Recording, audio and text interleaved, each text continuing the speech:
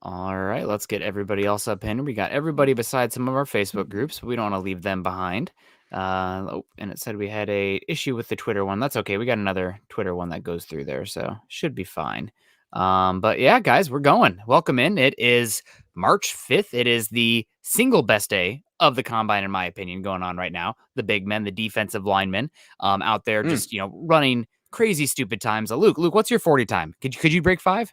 Oh man, I haven't ran the 40. That's an interesting question. You know what? We should set up like an independent combine where we all like have someone time us and see how pathetic we do. I can't remember what my 40 was. I can tell you it wasn't fast, if that's what we're hinting at. Yeah, no, Jordan Davis running a official, what was it, 4.78 at 340 Dude, pounds. It's a big boy could move.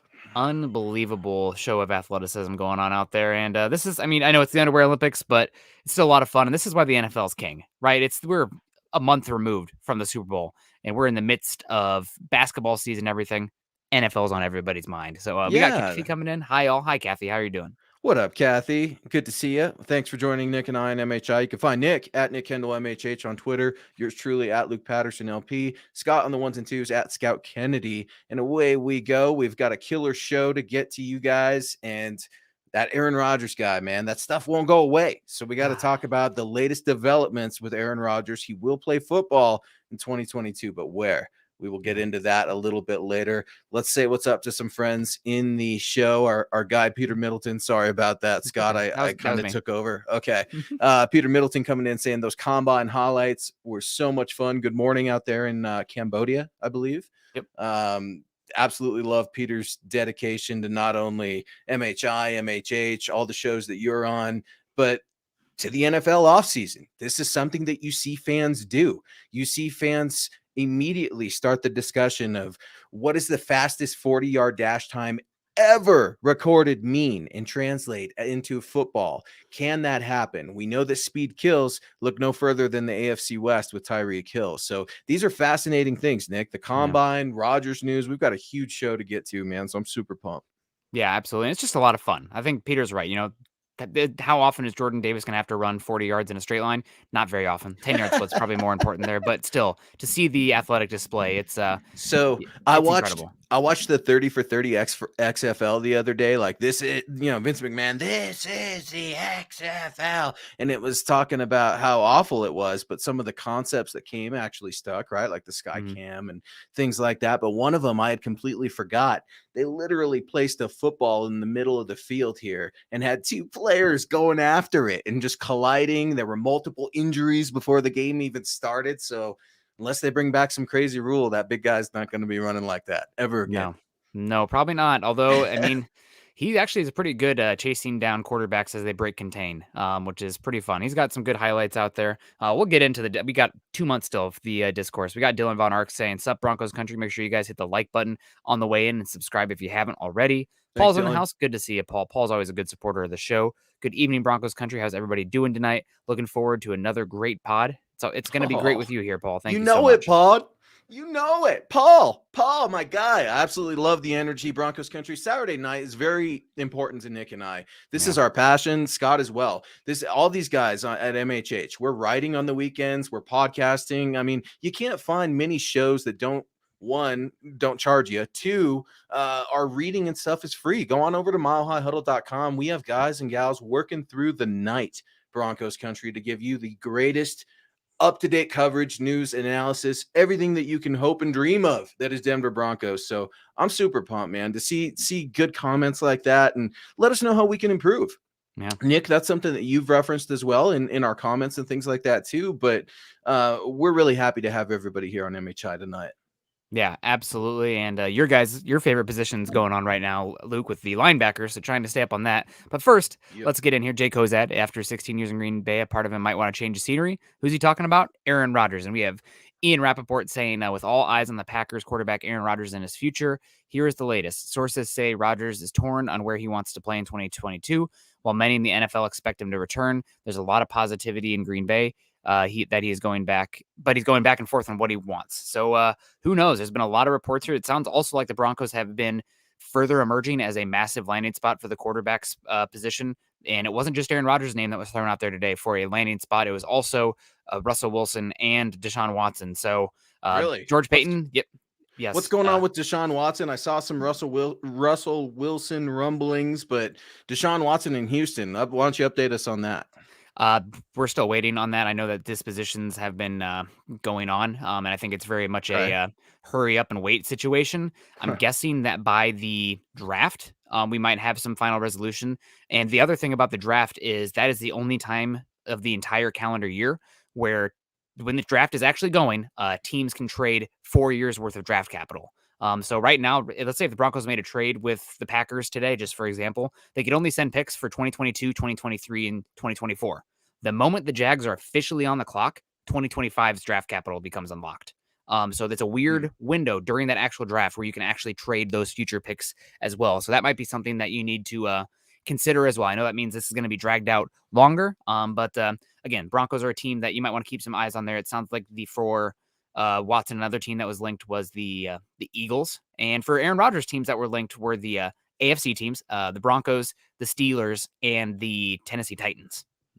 Yeah, the Tennessee Titans still hanging on to that dream that just because Aaron Rodgers is buying up property near Nashville does not mean that he's coming to Tennessee. Tennessee would have to literally give up King Henry and plenty more. Why would you do that?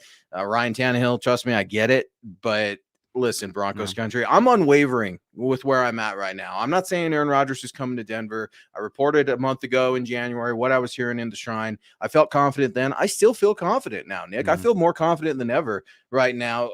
Listen, Green Bay can say that they feel good. Green Bay can get Brian Gutekunst up there, whatever the hell his name is, and they can say, we're working on stuff, and I'm trying to be patient with him and all this kind of stuff. Dude, it is March 5th. It is time to get going. NFL free agency is right here around the corner. Aaron Rodgers said, I'm not going to take that long. Really?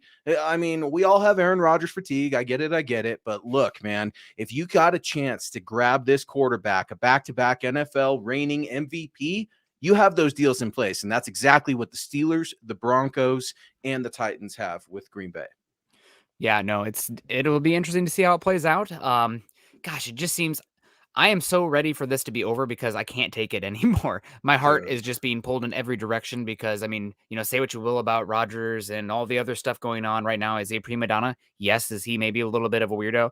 Yes. Maybe you should hear some of the things about Peyton Manning and John Elway behind the scenes too. There's some, not always sometimes ruffling some feathers of those around them. That's just kind of comes with the territory of being a great quarterback, it seems. Maybe sometimes a little eccentric. But Rodgers, man, if you can get him here, giddy up. The football is going to be exciting in Denver again. This team is ready to go. You're never going to have a perfect roster in the NFL, period. But if you have yourself a top quarterback, heck, let's just call him the best quarterback in football, back-to-back MVP. Yeah, that's kind of put a feather in your cap on that one. Then you have a chance. So it'll be see what happens. It will be disappointing if Rodgers gets traded to the Steelers or the Titans, though. I will say if that I'd rather him go back to Green Bay and be like, oh, we never had a chance anyway, than to see him go to the Steelers or Titans and be like, God, bleep and bleep. Like, why didn't we get him? Yeah, I could see the connection with Pittsburgh. I really can. Tennessee, I don't. I don't. And it could just be me not seeing it. I'm not saying there's nothing there, but I could see, you saw Mike Tomlin and the Love Eyes and Aaron Rodgers and all that. But Peter Middleton weighing in saying Rodgers is getting traded. It just depends on whom. The Broncos will be so disappointed if it's not them. And yeah, man, who would have thought on Friday night Ian Rappaport would break this news? I heard driving around the Mile High City today that Aaron Rodgers is officiating David Bakhtiari's wedding today.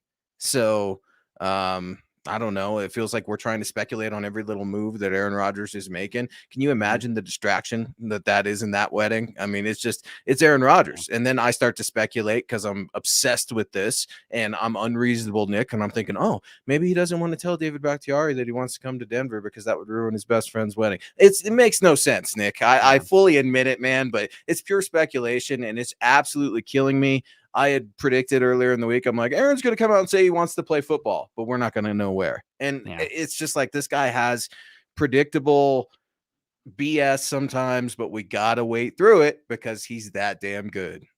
Sometimes, the prettiest girl in class needs to be told she's pretty, and I feel like that's a little bit what you get with Rodgers. Shout out to Peter Middleton coming in there with the first stars today. We really appreciate that, keeping the lights on. We also got Dennis coming in, $5 super over on YouTube. Thank you guys very much for supporting the show. Dennis says, which couple of players do you think have had the best combine, and who surprised you the most, good or bad? I mean, I guess it would have to be the guys who are the biggest surprise so far to me is Jordan Davis. I knew Jordan Davis was a good athlete, but are you familiar with Ross relative athletic score, Luke? It's what MathBomb does, where he takes the size and the athletic testing, and it puts out a score because a bigger guy running a 4.5 is more impressive than a smaller guy running a 4.5. So size is factored into it. Okay. Jordan Davis now officially has the second highest Ross score of all time of any player in the history of the NFL Combine. Because of his size and how he tested. He also had a 10.3 broad, which is insane for a 340-pounder. The only player who has ever had a higher RAS, is Calvin Johnson. So pretty incredible. Hall of Famer. Pretty incredible. I mean, he's with Jordan Davis, I think there is some stuff there with he's lost 20 pounds since his playing days, since Georgia won the national championship. So that is something maybe you're going to see a little bit of athleticism there. But I think billing him as where his body is going right now, and how much cleaner he looks too. He doesn't look like he's carrying that much sloppy weight. I think that plugging him and pinning him to just being this plug nose tackle is holding him back. I think he's got enough juice where he could be playing a penetration 1 role. He might even be able to play some 3 technique stuff out there with the athleticism that he showed. So he's definitely on play at 9. The fact that he's showing the athletic, it's not just the 40, it's the 10-yard splits, it's the jumps, it's the size, cutting down that weight. That's going to be a big thing for him. But he's really interesting. Most impressive guy so far has been Travon Walker, though. He's an absolute freak. He's testing like Myles Garrett right now. I think he just turned 21 years old last month, so he's still kind of figuring out. His run defense is already great. Has no idea what he's doing in pass rush yet. But if there's one position to bet on the athletic traits, it's the edge rusher.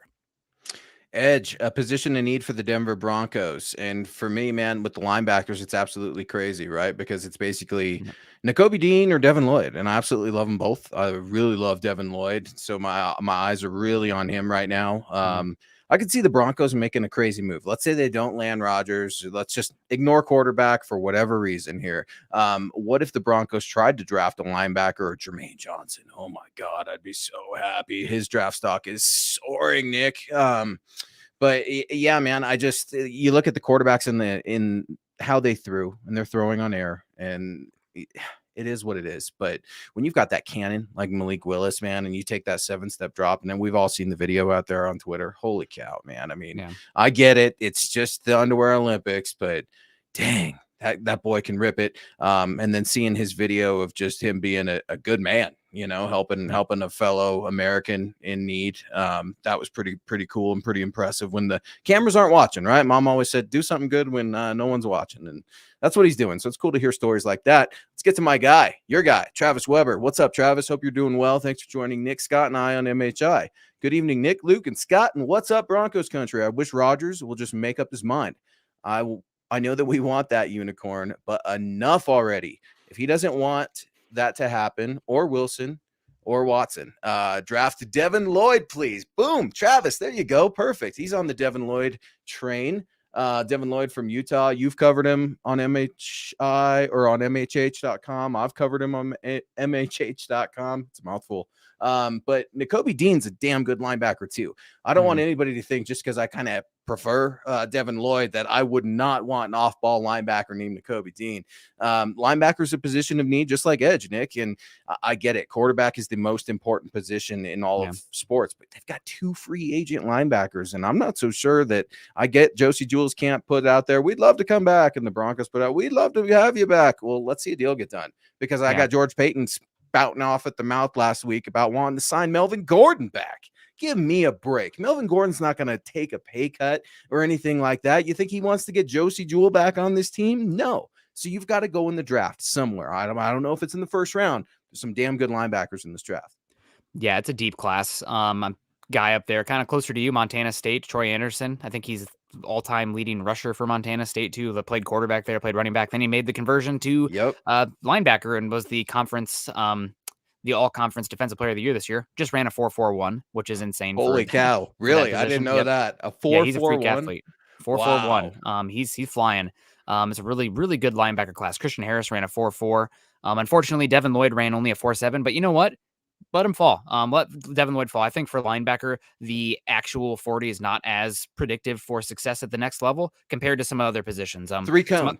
Three three cone is cone. extremely important for me for Yep. linebackers. Like, and I don't Yep. have times memorized, but it's all about how lateral you can move. It's change of direction. I mean, you Yeah. have got to represent that. How did Mumma do from Wyoming? Because I'm gonna He, have eyes on that kid here at the end of the month. he ran a 4.66, which isn't incredible, but his jumps were out of the gym. So he's got a lot. My favorite testing actually is the vertical and broad jump because you really Okay. can't train that much for that. You either are explosive or Natural. you're not.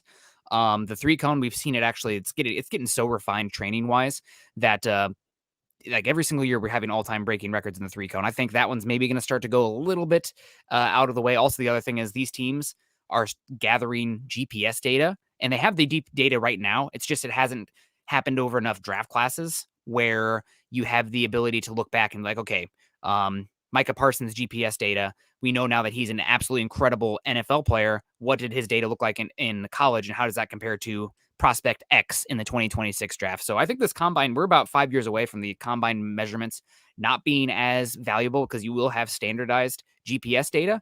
But still, it'll be really interesting. But Devin Lloyd running a 4.7, I don't really care. As long as he's not running a 4.8, that's fine. I bet he'll run like a 4.65 next. Mumma 4.66, so fluid in space, so intelligent, so very good linebackers. Also very good coming in here. We've had some good support here. Mark's a big supporter of us as well. We really Thanks, appreciate you. Mark. Yeah, he says, hey, Nick, Travon Walker and Jordan Davis were freaks today. Walker may not make it to 9. And it was Pete Schrager today before the Pete Schrager of NFL Good Morning Football, I think is the name of the show, where he said that he was hearing that Travon Walker was going to put on such a show today that maybe you should start penciling Travon Walker in the top 3 of your mock drafts. So Really? the top 3.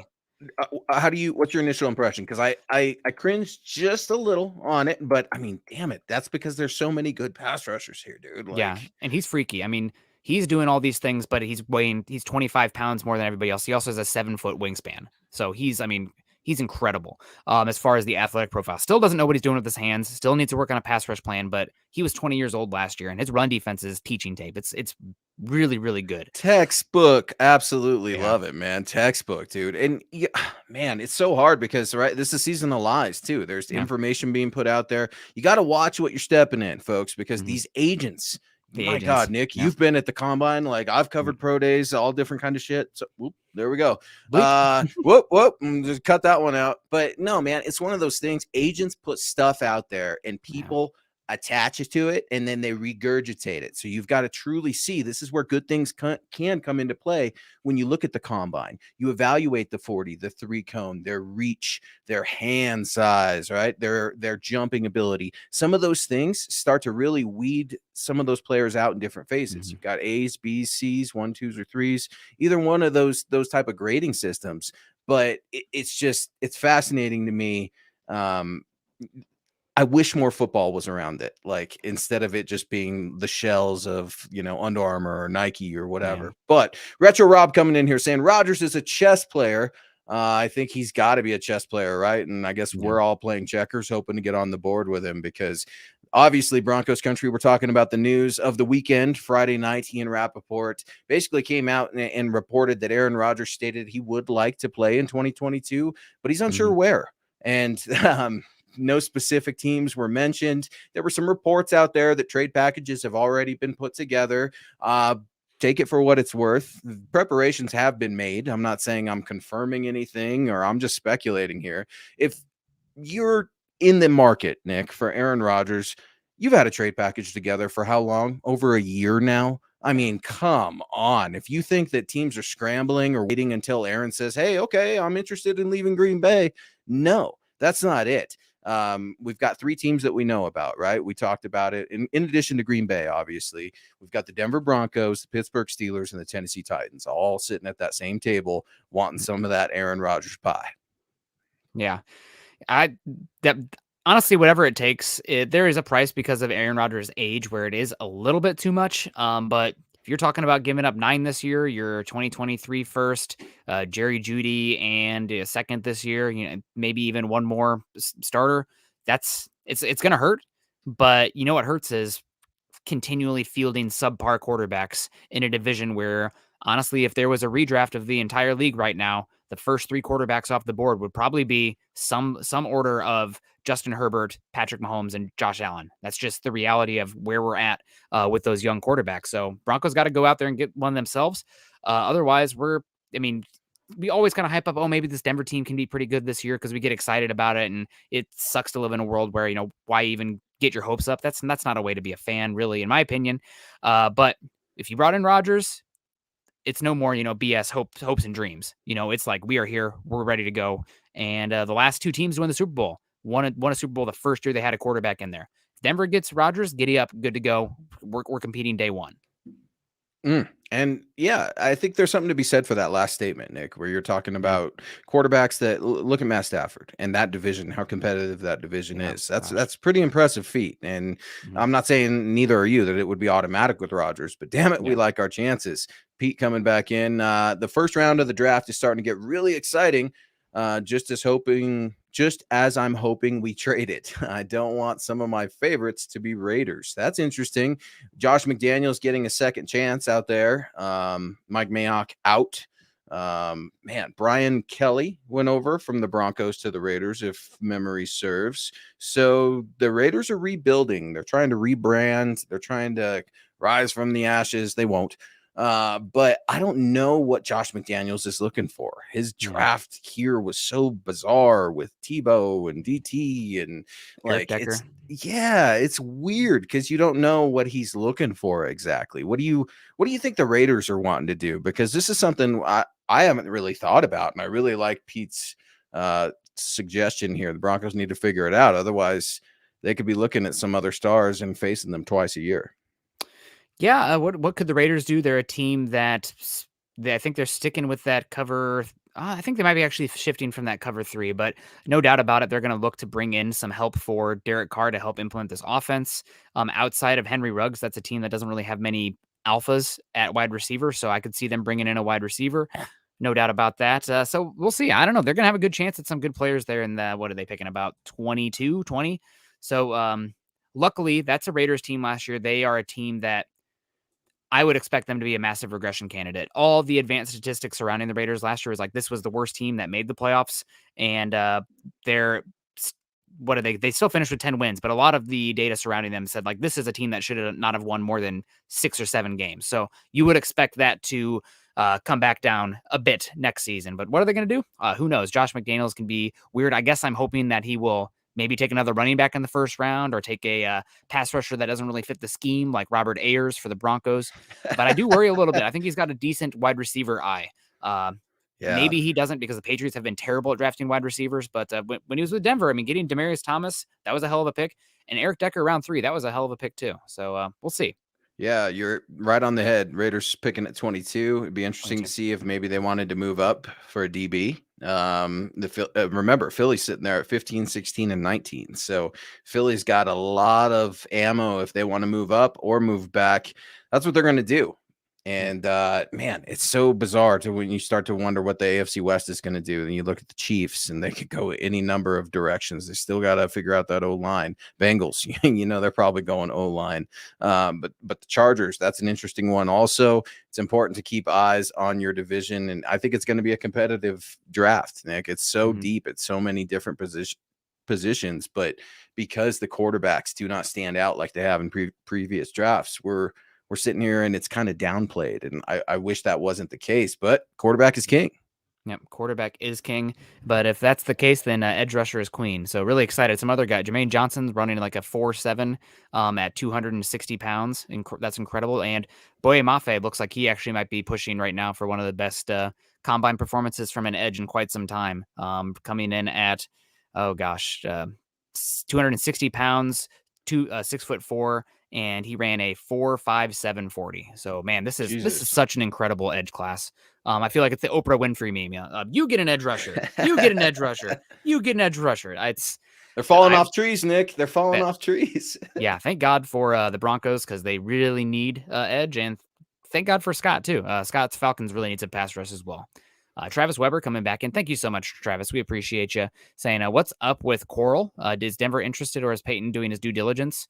It's probably a little bit of both. Matt Corral, he is not participating in a lot of the drills, or didn't participate because of the ankle injury he suffered in the Sugar Bowl. I believe it was the Sugar It Bowl. was the Sugar Bowl. Yep. He is going to throw at his pro day. I think he throws the same day as it might be the same day as Desmond Ridder. I think the Cincinnati pro day and the Ole Miss pro day might be the exact same day. So maybe we can read some tea leaves there based on who the Broncos send where. Obviously, they'll have representatives at both, but will be interesting. I would assume that you're going to see more people go see Matt Corral because you've had Desmond Ridder twice now throwing at the Combine and also the Senior Bowl where Corral has had no exposure. But it will be interesting. I think Denver is interested in Corral. I don't think they'd be interested in him at 9. I don't think any of these quarterbacks, other than maybe Malik Willis, because at quarterback in today's NFL, the last 5 years, the guys who have been hitting have been the home run hitters. You need some splash plays from the quarterback. Malik Willis can give you some gosh darn splash plays. Don't see that from the other quarterbacks in this class. But if Corral falls to, pick 30, 31, 32, I could definitely see Denver moving up and getting him. It's definitely a possibility. Yeah, he's it's so funny because I think Lance Zierlein on the scouting profile says he's a small guy that plays with a big heart. It's like the first line, I think, when I read it. And that's just it. I mean, at 6'2", he's a small quarterback. And that sounds thin. Yeah, it sounds weird. Yeah, he's 212 pounds. He's like the Drew Lock type of thin, right? He's not, there's not a lot to him, but I've heard guys in the scouting community and friends refer to him as this is what Baker Mayfield should be. And I'm like, wow, okay, that's interesting, because if my ears perk up, you think of number 1 overall pick and where this guy's at, his draft stock, I think, will improve after the pro day for sure.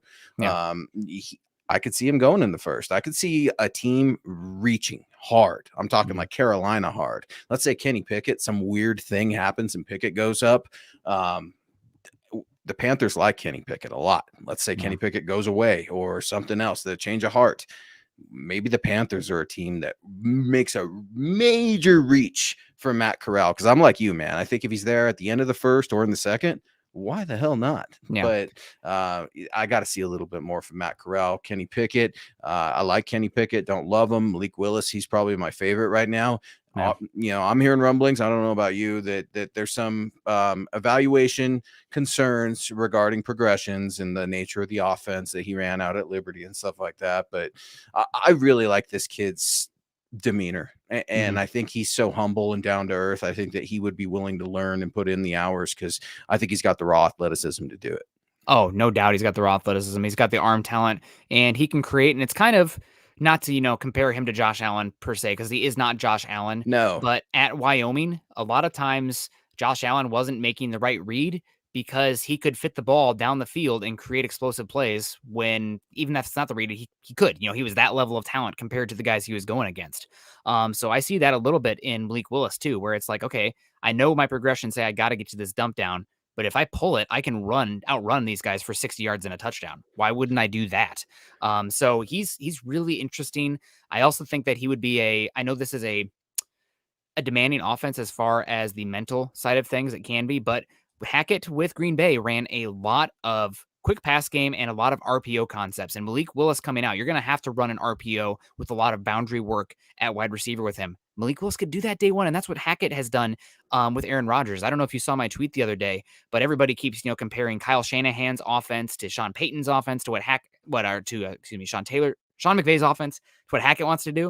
If you look at the heat charts for both Aaron Rodgers over the last 3 years and Jimmy Garoppolo at San Francisco, night and day difference, completely different. The Packers under Hackett didn't really attack the middle of the field. And that's something I think that with Malik Willis using, instead of the quick pass game, more of the quarterback run game to replicate the quick pass game, and the RPO looks on the outside, I think you could actually, not an exact copy paste, but I think there is some fit there. So I'd be really interested in what that could look like for the Broncos at 9. And it sounds like Malik Willis has been impressing as far as the intelligence and characters and demeanors as well at the Combine. So it's a maybe. And it's one of those maybes where it's like a year away, maybe. Yeah. You know what I mean? Because it's, and I hate saying that because trust me, I'm the first one that wants him on the field, but I don't know who the veteran quarterback would be. Okay, you go first round or second round quarterback. Who's the veteran in the room? Drew Lock, Brett Rippon, I mean, Mariota. God, Nick, I am so resistant. And I don't even want to talk about Mitchell frickin' Trubisky and some of the connections that are being made, because I think they're real. And I would throw up if Mitch Trubisky was a Denver Bronco. What say you? It would depend on the contract. For me, everything's about the contract. If he comes here for like what is essentially a 1-year deal for $10 million per, and it's easy to get out of after 1 year, I'd rather roll the dice on a boomer bust kind of guy, rather than be committed to a guy who's only ever going to be a double or a single for 3 or 4 years. You're not going to get that. I'm going to interrupt you right there. You're not going to get that, a 1-year deal. I don't think. Okay, then you're out, because the reason I say you're not going to get that is because I think people are anticipating a market for Mitchell Trubisky here. So when there's a market, you're not going to be the only team offering him something. If another team comes and offers him a multi-year deal, I think that's fair, but man, that's tough. That's a tough sell. Yeah. Bet on yourself. You know, which team is going to offer you the nucleus of talent around you like he would have in Denver, right? Like if he's going to go to Washington football team, you're just throwing to Terry McLaurin and who? Who else? Like if you're coming in here to Denver and you're betting on yourself on a 2-year deal, but structurally you could probably get out of after that first year, you could really make yourself even more money down the line. So it would be a bet on yourself kind of situation, but I would not fault anybody for wanting more money and more security. No. Speaking of more money coming in, Mark Strader, God, you're so awesome, Mark. Thank you so much. What do you guys think of Chad Mumma? He looks good today. They said he is good in coverage. He is my favorite coverage backer in this class. He is a former safety. He processes extremely well. I know he ran a 4.6 something unofficially. 4.66? Yeah, we'll see what the official are, because they've been kind of here. They've been up and down all day today as far as the what the unofficial is to the official. But for linebacker, I don't think that blazing speed, especially for coverage, it doesn't matter as much. It's more about the enough factor. Like if he's out here running a 4.8, you're not fast enough. But if you're in the 4.6, if you're processing well, if you're smart, if you're fluid in space, that's much more important than the 40 time, in my opinion, for the linebacker. So I love Mumma. If Mumma is their starting pick 75, I'm interested. I don't think I would take him at pick 40 or pick 64, personally speaking, but there's going to be some darn good linebackers in this class, round 3, round 4, some that might even be good enough to be pushing for some starting roles by the end of the season. Even I think it's that good and deep of a linebacker class. So you don't have to use a first round to get a good player there. Yeah, I completely agree. And I'm so biased when it comes to Mumma, man. When he's in your backyard and he's from Colorado and up there at Wyoming, he's a hell of a player. And there was an article put out by a Bengals publication talking about how Logan Wilson's role is kind of playing a new role for this young cat coming out of Wyoming. And this kid is explosive. I don't care about, like you said, the 40s. I know he's fast. I watched the film. Is he a football player or is he a great athlete? That's the biggest question you have to ask yourself when you start compromising some of these grades or making excuses or just an overall evaluation, rather. But yeah, I love Mumma. Can't wait to see him. I will be boots on the ground at University of Wyoming in a few weeks. Naj, our guy, coming in with a 1999 very generous super chat. Thank you very much for joining MHI. We appreciate you. It's been a minute, Naj. Hopefully you're well. Saying, hey, brothers, how legendary would it be to have 3 Super Bowl championships with 3 Hall of Fame quarterbacks? Fun to dream. Yeah. Yep, that's that would be incredible. I got goosebumps. Dude, I got goosebumps. I'm telling you, I know everybody is entitled to their own opinion, but I don't think the Rodgers to Broncos is dead by any means. Last week, it felt like, he's going back to Green Bay. He's going back to Green Bay. Did he say he was going back to Green Bay? The only people saying that things are great in Green Bay is Green Bay. He's missed his weekly appearance on Pat McAfee for what, two weeks now, a week, 2 weeks out of 3. So we're all just sitting on the edge of our cliff and hashtag Aaron Rodgers fatigue. Yeah. It's we just had some more data come in. Chad Mumma talking about him, a 10'9" broad, which is a 96th percentile for all linebackers ever. So yeah, dude's explosive. A lot of fun. Thank you so much also, Naj, for the support and the $20 super. We really appreciate you. It would be fun to dream. Let's make it come reality. And we're talking about all this draft stuff. And while it would stink for somebody who's obsessed with the draft to an extent, not having a first round pick this year, not having one next year too, stinks even more. Knowing that all this stuff we're talking about, it's good to have you're bringing a good defensive lineman or an edge rusher. Doesn't matter until you have the quarterback, right? Your ship doesn't leave the freaking port until you have a quarterback. So I can go a few years of not having top draft picks if it means you're bringing in some elite ability at the quarterback position. Joey coming in saying, what's the ideal situation in the draft going forward? Specific player at 9, trade back and take a specific player with what compensation? Again, not to reiterate myself here or repeat myself, but I think the ideal situation is you don't have that pick because you traded it to the Packers for Aaron Rodgers and you go the next 3 to 4 years with Rodgers as the quarterback. After that, in my opinion, the best situation would be, I guess the best situation would be Malik Willis falls to you at 9 and he's absolutely incredible. I'd rather personally probably, I like him. If they love him, that's fine. But I think if you could trade back 10 picks, get yourself another day 2 pick this year and also a 2023 first round pick, which looks to be a much better quarterback crop. I think that would be the ideal scenario for me. You're talking about trading back 10 picks. Who are the guys that come into range there? Trent McDuffie would be an interesting one for me there. Cornerback from Washington. He's going to test well. Daxton Hill, safety / nickel is an interesting one. There might be some good edge rushers still there. Maybe Jermon Johnson, David Ajabo, who we haven't even talked about yet today. Boye Mafe is like testing like an absolute psychopath right now. Maybe Jordan Davis is down there as well. You talk about your linebackers. So Trevor Penning maybe down there. So that would be my ideal situation. Multiple ideal situations, but if it's not Rodgers, probably trading back, giving yourself another first round pick in 2023 and selecting some of those best guys available at that spot. Broncos country has to respect the process of George Paton being a scout, and scouts try to get as much value as they can, whether that's in a player or in a pick. And now as a GM, he understands the value of picks, and he's got a whole ammo of picks to play with. Let's say Rodgers doesn't go. I would be disappointed. I'd be lying to tell if I told you, no, man, I'm good with them trading back. No, that number 9 pick comes around. We're doing our war room. Everyone's watching. And the Broncos have traded the picks. Man, that would suck. It's always sucked. I hate it when it happens, but you got to be patient, right? It's because the draft is so long and you just care about what's happening with your team, right? But in George Paton's process, you got to trust. If he's trading back, I think that could signal him trading back up into the first later. He understands that quarterback has got to be addressed. And that's something he talked about last week at his press conference in Indianapolis. Peter Middleton asking a good question here. Where will the Broncos find their right tackle, from the draft or free agency? Right tackle, Nick, has been a tough one. We've talked about it on this show for years. Broncos Country has talked about it for years. You had some good play with Bobby Massey, Cam Fleming. You've had horrible plays with Menelik Watson, that other guy who doesn't want to play anymore, Jawan James. Man, it's just really, really tough to find a right tackle. But there's some tackles in this draft, Nick. Are there any tackles that you're eyeing for the Broncos? Because one thing I remember that you said last draft, and I've been meaning to tell you this, was Spencer Brown? Spencer Brown. Oh, man, don't get Scott started. Scott's going to have a freaking heart Spencer aneurysm. Brown, dude. I remember we were doing the war room, and you're like, I think the Broncos should go after Spencer Brown. And I think they wanted him. I think when George Paton was referencing, I wish we could have had a couple picks go back a little differently, but I'm not going to talk about it because, I have to deal with these players. I think that's a pick that got away because you saw how much he played in Buffalo. Those are valuable reps. I get he wasn't amazing, but man, I was so impressed with him. So you could even go deep in the draft this year with offensive tackle. But what do you think? There are a lot of first round talents, second round talent at offensive tackle, both some that can play left tackle, some that can play right. You can get out of Garrett Bowles' contract in a year or so. So possible move to watch.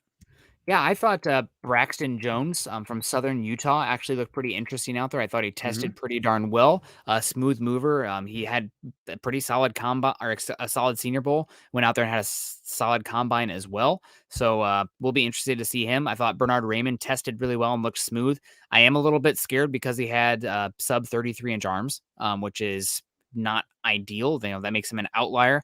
But maybe that makes him fall to pick 40 or pick 64 where you can take him. I think he's a great scheme fit for the Broncos as well. He's a good mover. Reminds me a lot of Brian O'Neill coming out of Pitt. Interesting. Really good athlete out there at the edge spot, or I guess it's not edge, but the offensive tackle out on the wing.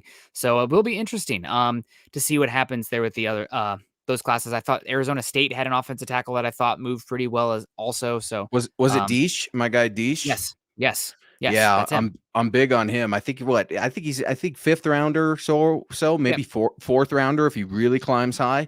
I saw him out there in Vegas at the Shrine, and I like his athleticism a lot. He kind of reminds me of Matt Lepsis, if I'm gonna be Mhm. honest, because not in so much his technique, but his raw athleticism right now. I mean, you got to remember Matt Lepsis was a tight end coming out of CU that was converted to left tackle, and the things that Alex Gibbs could do with some talent, man, was absolutely insane. And it's going to be interesting to see how the Broncos value the offensive line under a new regime now.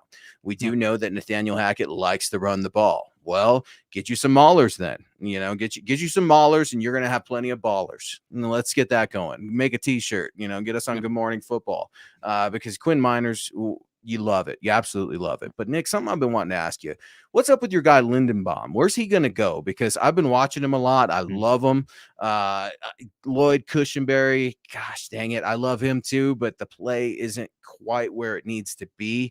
Where do you think your guy from Iowa is going to go? Lindenbaum, am I pronouncing it? Linderbaum. Linderbaum. Okay, Yeah, I think he's gonna go somewhere from pick 18 to 30. that That's probably low. about that low because the center is just not very valuable. Last Tell year the that to best. Creed Humphrey out there. Did you see his tweet the Where did other he day? go? Yeah, the ideal male body. Yeah, but he drafted the end of the second round. Yeah, It's you're a right. position that's not super valued. The other thing about Linderbaum is that he is undersized. He came in 296, sub 32-inch arms, and again, it's just a position that you can find competent centers throughout the draft, throughout free agency, every year. He's really, really, man, he's an absolute dog out there, very aggressive. And he's not participating in a lot of the events or not participating because he suffered a foot injury in the bowl game that Iowa played. I thought it was a serious injury, and then he went back out there after getting injured in a meaningless bowl game. What are you doing, kid? I love how aggressive you are, but sometimes you got to make a business decision. But I like him a lot. I think you see, okay, this is it as well. It doesn't matter if he's small, the arm length or whatever. Did we watch He's mean. Did we watch what Jordan Davis just did today? Did we watch what Travis Jones did today? No matter, like, I love Linderbaum. You can't leave him on an island with a guy that big, that long, Chris and Jones. Chris Jones, but even like I'm talking these hulking nose tackles. You can't do that. And luckily, he's a center. He's going to have a guard flanked to him every single time. But that changes what you can do schematically with your pass protection. So he's an incredible athlete. He's so good at his spatial awareness, like his ability to climb and hit a moving target is rare for a center. So an outside zone scheme is going to love him, no doubt about it. But taking him in the top 15, given the limitations To he has, reach. both the size with the schematic limitations as well, I don't think that's something I would do. And that hurts me to say because I I met know. Linderbaum. I love Linderbaum. I love the Hawks. He carries himself as well as anybody for that program. He's a dude. And could Linderbaum be a guard? I think he could, but you're really losing a lot of his intelligence at the guard compared to center, and also his ability to climb is so good. I think you can hide him a little bit more with smaller size at center compared to guard as well. So could be a guard, but I think probably center is your best bet. In no way am I speculating that the Broncos and George Paton are looking for a center. That was just me wanting to ask, because aren't we all looking for the next great offensive lineman? Such a rich history here in the Broncos, and you got a Dalton Reisner, you got a Quinn Miners, you got a Cushenberry, who you hope gets a better start, but always got to be looking. Let's get in here with David Wilder. David, thank you for joining MHI tonight. Good evening, Nick, Luke, Scott, and Broncos Country. I've missed listening to the pods in the past couple of weeks. My mother passed on Monday afternoon. I'm always happy when I can listen to the MHH podcast. Looking forward to free agency and the draft. I hope that Denver fixes the quarterback situation soon. Aaron Rodgers to Denver would be great as maybe a bridge quarterback. I don't think he's going to play very many years. Hashtag MHH for life. Hashtag Denver Broncos for life. Hashtag go Broncos. Thoughts and prayers to you and your family, David, and your mom. Let me know your mom's name. Let's give her a shout out on the chat. My mom is so important to me, Nick. I know your mom is so important to you, and I've got a wife who's a mother as well, and our thoughts and prayers are certainly with you. Please reach out to any one of us if there's anything that we can do. DM us, whatever. Thoughts and prayers with you. Thanks for the support, and we're happy to show you some love right back. Yeah, really sorry to hear about that, David. Seriously, the DMs are open on Twitter. So if you're just looking for and escape from reality just for a bit, you want to talk a little bit of draft prospects or heck, I don't know, hiking. I don't know what you're into besides the Broncos, David. But DMs are open, so for real, this is a community, and we're here to talk football. This is work for Luke and I. It doesn't feel like work half the time because we're having a lot of fun. Yeah. But and shout out, he says mom's name's Pearl. Shout out to Pearl. Oh, Rest that's in such a peace, Pearl. pretty name too, David. Yeah. That's such a pretty name. That's a name you don't hear ever. I like those classic old school names. And just to get off topic, since we're already off topic here, I already getting a little emotional. But like when we're getting ready to name our daughter, I'm trying to think of like old classy names that aren't usually out there, right? Because everybody's got a kid named, Johnny or whatever. But Pearl, that's a really, really pretty name. Thoughts and prayers and continued energy. But yeah, we're talking the draft, we're talking free agency, we're talking trades. Got about 15 more minutes here. Let's open up the chat line. Travis is coming back in here. Appreciate you, Travis, a huge supporter and a good friend of ours. Who do you like in the offensive tackles, and what DBs beyond Stingley and Gardner do you like, and who is good to draft? Man, Sauce Gardner, I really, really like him. Who doesn't? Offensive tackles, man. I mentioned Deesh in the fourth or fifth round, possibly. If you want to draft an offensive tackle, I think there's a big gap between the first round and the second round. Charles Cross, Mississippi State, okay. I was impressed with how he moved. Honestly, I did not think he'd be as explosive as he was. And listening to Lance Zierlein, whose father was a longtime offensive line coach, talked about his movement skills and how much his body has changed over the last few years. He talked about watching Mississippi State tape from 2020, and he's like, "Oh, that can't be Charles Cross. Who is that person?" But he's really worked on his body and added a lot of muscle to him. He's never going to be a guy. He's probably always going to have some anchor concerns. But he's a really good mover, really smooth pass protector, and he tested really well. So the Broncos took him at 9. I'd honestly have no issue with it. I'm curious to see what the board looks like at the time. I honestly am also thinking right now, does Charles Cross get past 6, where it sounds like everybody come out of the combine is like, the Panthers are going to take a tackle there pretty much no matter what. I think that's a team that's gearing up to go really hard after Deshaun Watson. So to fix the offensive line, the Panthers, I think, have started a different left tackle 8 seasons in a row. You guys in Broncos country get freaking out about your tackles, but imagine being a Panthers fan starting 8 different guys in 8 years. But there are some good tackles that you could talk about later in the draft.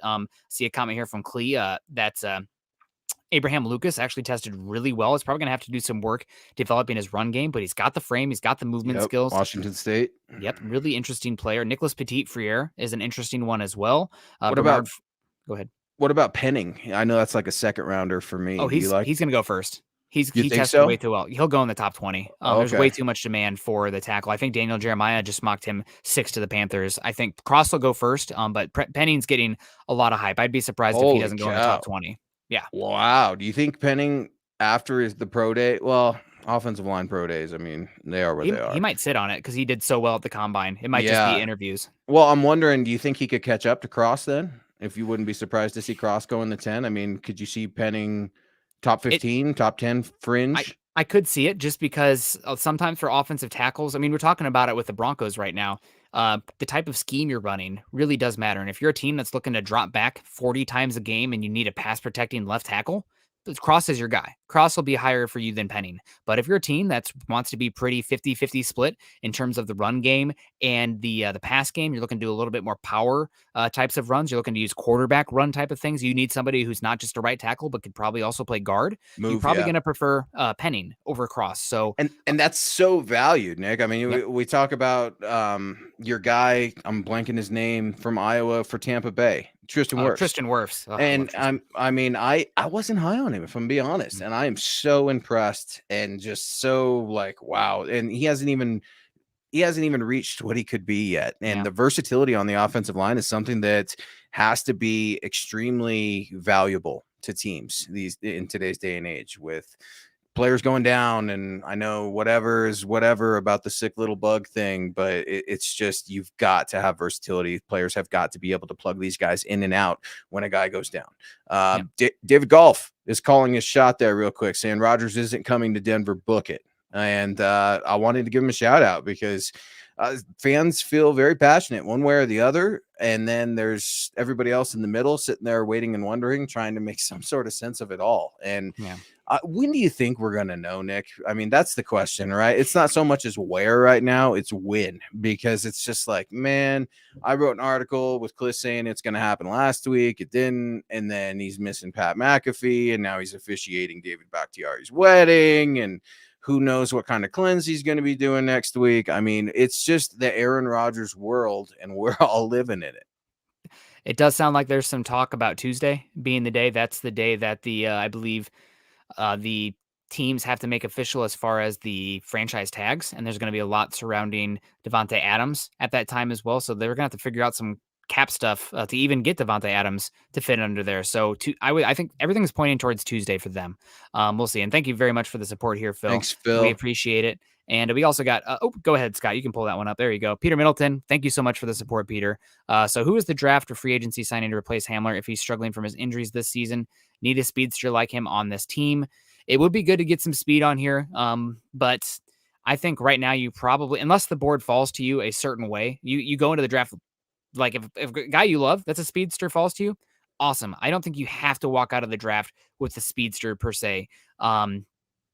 Unless it's somebody who's also a kick returner and punt returner, which the Broncos really need. I think you probably just wait on Hamler. You still got 2 more years of control left. He's looked really good when he was healthy, but it depends on how the board falls completely. I think that, who was it? Calvin Austin from Memphis just had an incredible incredible combine. He's very diminutive. He's probably a little bit more like Isaiah McKenzie even than KJ Hamler because he is that small. KJ Hamler's actually got a little bit of meat on his bones, but very fun player. So that's a name to keep an eye on, but I don't think you have to have that guy. And just looking at the Packers as well, they didn't really have that guy either. It was more important to have some big bodies that could threaten down the field and also could block. That's a big thing as well. I think that wide receiver blocking, it's not going to get guys paid, but it's going to make you much more dangerous because if you can run the ball out of 11 personnel, you can be dangerous. Yep. It's so important. And it opens things up for you. I mean, we talk about it every week. How about, I love the question, Peter, and I'm frustrated like you are too. I'm so tired of these track stars that come in with these injuries, Nick, because they're so damn explosive that their bodies aren't holding up to that speed. And Tyreek Hill, I don't know what that dude's doing. I mean, can't stand the man. Love the player. But it's just one of those things. How about Jahan Dotson? I was just looking up because I've been keeping a loose eye on him because he's one of those little speedy receivers, right? Penn State. So maybe he even has a little of that KJ Hamler connection. And wouldn't it be a weird twist of fate considering KJ Hamler came here and had previously played with what was his name again? I'm forgetting his name here. The receiver that was here, he took his job. Deshaun Hamilton. Deshaun Hamilton. Is he still in the league these days? He tore his ACL like a year ago at this time. So he's going to be a free agent, I believe. Who was he with? Do you remember? He was with Denver. It was his last year of control. Deshaun Hamilton? Yep. He tore it and he got injured before the season even started. Interesting. So he was that's a name I haven't said or thought of in a long time. Yeah. David coming back in. Appreciate the support, David, and love the conversation. I'm hoping KJ Hamler is healthy by the start of the season. I was so happy when Denver drafted him. You might be one of the only ones, David, if I'm being honest, because we were all sitting there screaming, you just got Jerry Jeudy, the best thing since Jerry Rice, right? Man, and then KJ Hamler, they go back to back. You can talk about Elway, leaving a mic drop moment for his drafts and everything like that, because that was weird, man. Back-to-back receiver, and the Broncos have not yet really seen an ROI on either one of those investments. Yeah, absolutely. And just some more data coming in here. We're starting to get the edge rusher agility drills coming in. Trayvon Walker with a 6.893 cone. Absolutely, this guy's an alien. This is a guy who's 6.89 for somebody who's 6'5", 275. That's unbelievable, and with a 7-foot wingspan. Where's my guy Jermaine? Where's my guy? He is in the next wave. He's still doing the run. So Boye Mafe and Jermaine Johnson are the 2 names to keep an eye on for that second wave of the edge rushers. But really, really, really incredible. I did a mock draft with a bunch of other people, and those fools. I went edge rusher back to back because it was too good. I got Trayvon Walker at 9, and then I got Boye Mafe at 40. Both those guys are going to go looking like they're going to go before the Broncos pick in both those spots. Ooh, going back to back edge, man, pulling out a sheet of John Elway's playbook there. Yeah, Walker's also different because like he's a base end, but on third down, you're playing him at 3 technique. You're using twists and stunts on the inside and getting some crazy athleticism and getting him isolated against a guard, which good luck. There's just not many that athletes that can hang with him. But Amari Cooper, Travis coming in saying Amari Cooper likely to be released if not traded. Thoughts? I think it's crazy, and this comes back to don't pay running backs big deals that are prohibitive long term. If you're paying one a big deal that's 1 year, 2 year, where at least you have some flexibility to Nick's get out talking of it. about Ezekiel Elliott, folks, Yes. because and not to interrupt you, Nick, but just to set Yeah. the stage for your argument here, because I completely agree. What Jerry Jones has done with Ezekiel Elliott's contract and money has hamstrung this team.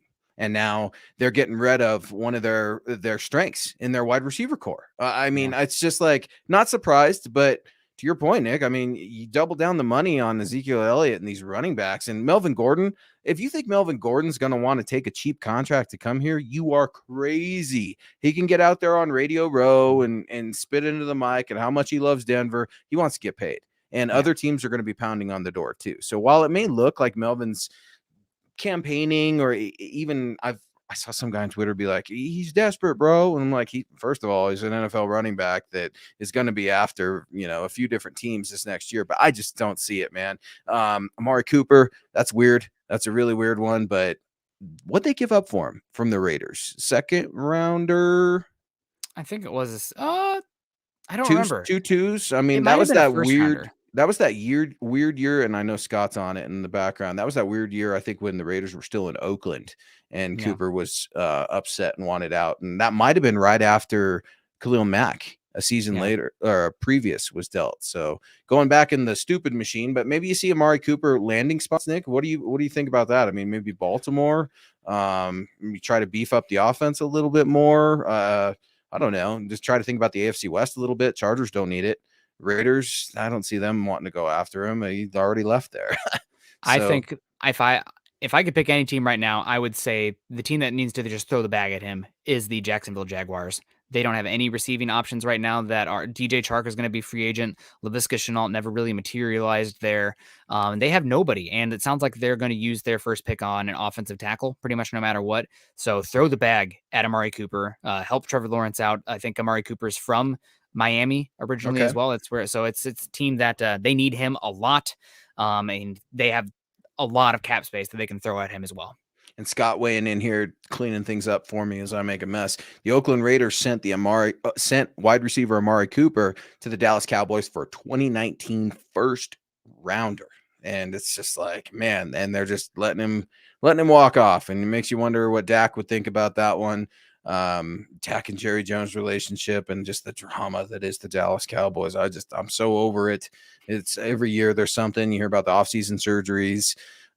It's just absolutely insane. One other thing I wanted to bring up was Saquon Barkley. You're starting to hear that name be circulated this last week. Tommy's saying Saquon Barkley is a bust. He's been a running back that's just hurt all the time. And I think anyone would have a hard time paying those running backs and extending them, but trading for one. I mean, what could you imagine a team trying to give up for Saquon Barkley, Nick? Or what would you give up for Saquon? What do you think is realistic? Because I have no clue, to be honest. I don't think he's I wouldn't give up any first, and I don't think any other GMs would either. But I consider the second round might be one of my favorite rounds, like ever in every draft, because that's where you really make your bones. Yeah, as far as what I would give up for Saquon Barkley, probably a fourth.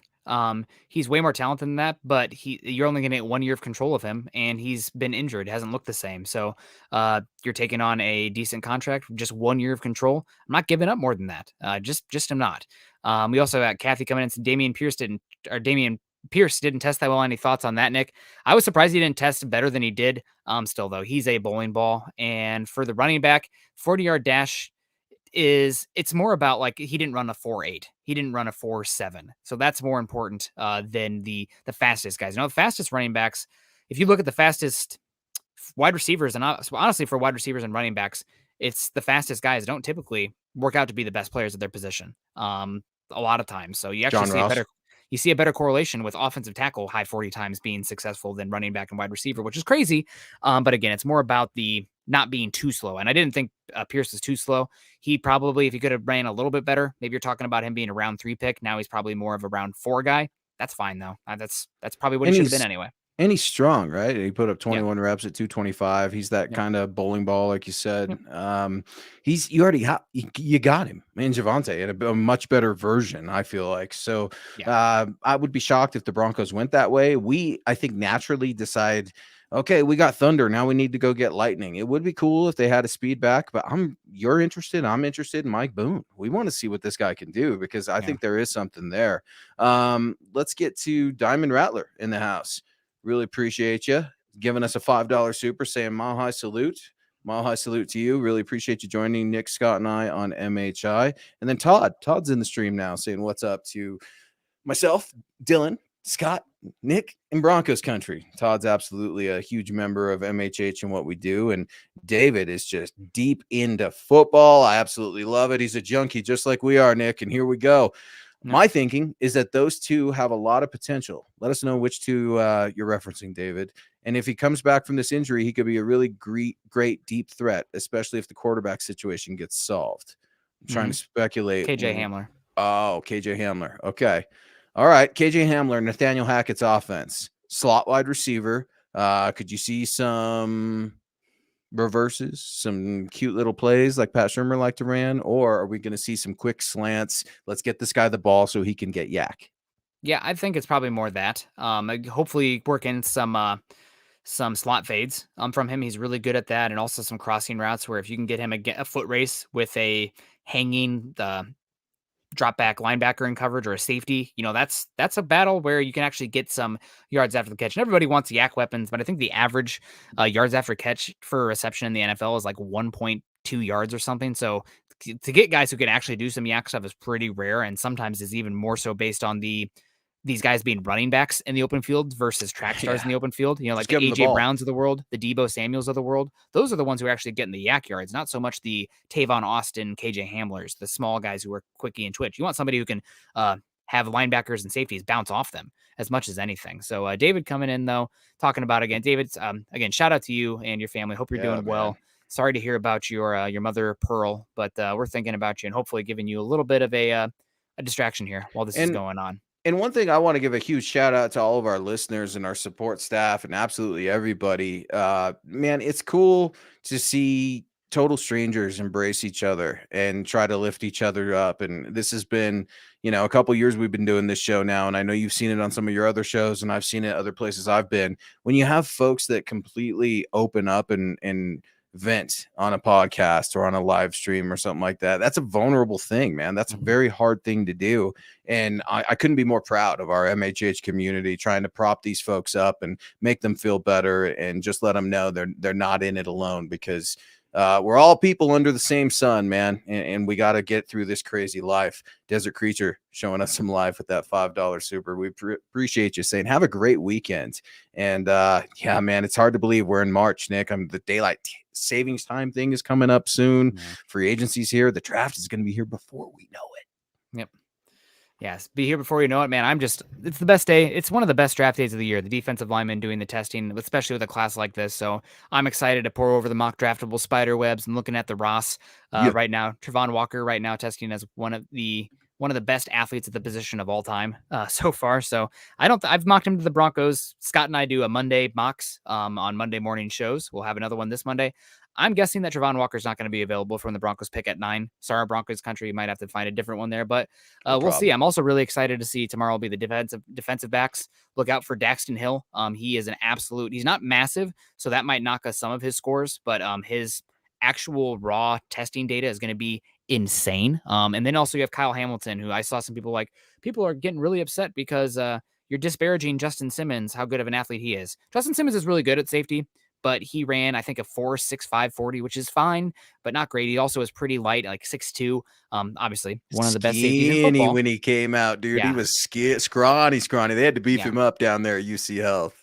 Yes, they did. And he's, again, been one of the best safeties in football. I love that he's playing in a 2-high scheme because I think doesn't have the pure burning speed to be a single high sideline to sideline. Also don't think he has the mass to be that box safety. But when you're playing 2 high, I think he's a great fit.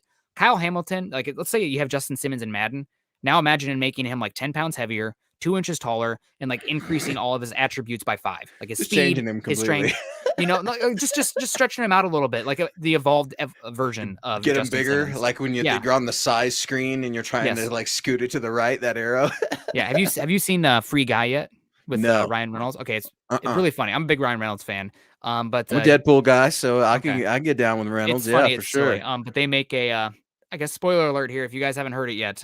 But they make a version of his character in that video game world that's like decked out like big and massive and like jacked Ryan Reynolds to beat him up, and that's essentially what Kyle Hamilton is to Justin Simmons: bigger, faster, stronger freak. He's gonna test, and hey, because these edge rushers are killing it so much, the offensive tackles and whatnot, maybe Kyle Hamilton, because he's a safety, falls Cat. down to 9 for Denver. That would be Ooh. incredible. I'm Oh, putting it this out there. town. Oh no. Oh no, you didn't. Right as we're trying to get off the show, he's saying the safety. Do you realize Broncos Country would just be down there with pitchforks and lanterns? They were upset about Pastor Dan last year. Dude, I mean, I trust me, I'd be okay with it. But Yeah. George Payton, how do you sell that one, man? That would be really tough. And look, you're getting all kinds of love. Free Guy's awesome. Free Guy's Yeah. so funny. I will check that out. It was worth Maybe it. It's very good. maybe a date night movie. But Ryan Reynolds, dude, I was watching. Do you realize he was in Blade? He was in Blade Trinity. Yep. I love Blade, total movie guy, comic nerd, all that kind of crap. But dude, this was an awesome show. I feel like the shows are getting more momentum as we go, and we're getting closer and closer. And that's just the natural energy of how these things manifest. I couldn't be more happy and proud to be a part of the show with you guys, man. Scott does so much work. Huge shout out to Scott. He's been slaving away, working with his kids all day and hopped on. I know you've been working. I've been working a lot of overtime, man. We've really put our heart and souls into this, but let us know how we can improve. Let us know how we can get better and DM us. I mean, like Nick said, man, we love to talk to you guys. We'd love to reach out to you guys. This isn't just our job. This is our passion. And Nathan is showing some love with a 199 super sticker here at the end of our show. We really, really appreciate it. Those kind of little things like that, whether it be generosity or, a monetary donation, that keeps us going. And I'm just super proud of us, man. We're doing great as a team. We're doing great as an MHH community. And I just wanted to give a huge shout out to everybody because I couldn't thank you guys enough for the platform. Yeah, and another sad bit here, but Todd said he lost his uncle this morning as well. So thoughts and prayers, Todd. We're here for you guys. Yeah, gosh, it's really tough to see some of you guys down like that right now with everything like that. So sorry to hear that. Hope you guys are good. And I don't know if you guys are on Twitter or whatnot, but seriously, DMs are open. Reach out. Yep. If you want to talk some ball. And it happens all the time. No one, like it happens all the time. Total strangers. It's, Nick's he's the same guy on the mic, but even funnier because we don't get in trouble for half the words that we say, but including me on this pod. So apologies right now, Chad. But no, man, reach out. My guy Gage just hopped in. I appreciate you, Gage. He's always showed us love. Kathy has always showed us tons of love as well. Peter, EJ, everybody in the stream. For Scott, Nick, I'm Luke saying go Broncos, and stay tuned for more Aaron Rodgers watch. The Huddle Up boys will be back tomorrow. Go Broncos. Go Broncos.